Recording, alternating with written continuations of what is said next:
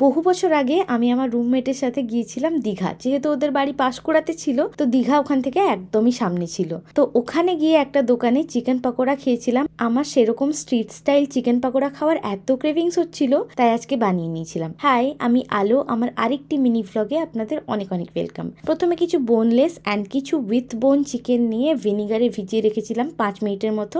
তারপর জল দিয়ে ধুয়ে জলটা ঝরিয়ে নিয়েছিলাম ভালো করে। তারপর তাতে দিয়েছি প্রথমে আদা রসুনের পেস্ট ভর্তি 1 চামচ।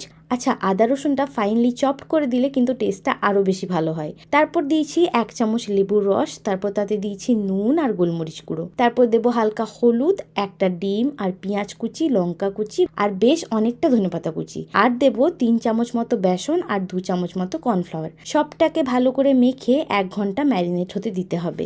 আর 1 ঘন্টা পর গরম তেলে পকোড়াগুলো দিয়ে তারপর 1 মিনিট হাই ফ্লেমে ভেজে তারপর ফ্লেমটাকে মিডিয়ামে করে বেশ সময় নিয়ে এরকম ক্রিস্পি আর লাল করে ভেজে স্যালাড আর বিট নুন দিয়ে খেয়ে নিতে হবে, গরম গরম তাও। বিশ্বাস করুন, এটা এক কথায় খেতে দারুণ হয়। তর সয়নি আমাদের ভিডিওটা নেওয়া লাস্টে সাজিয়ে গুছিয়ে, তাই ভাজা হতে দুজন মিলেই আমরা খেয়ে নিয়েছিলাম। তো এই তো ছিল আজকে shorts. Follow for more, by.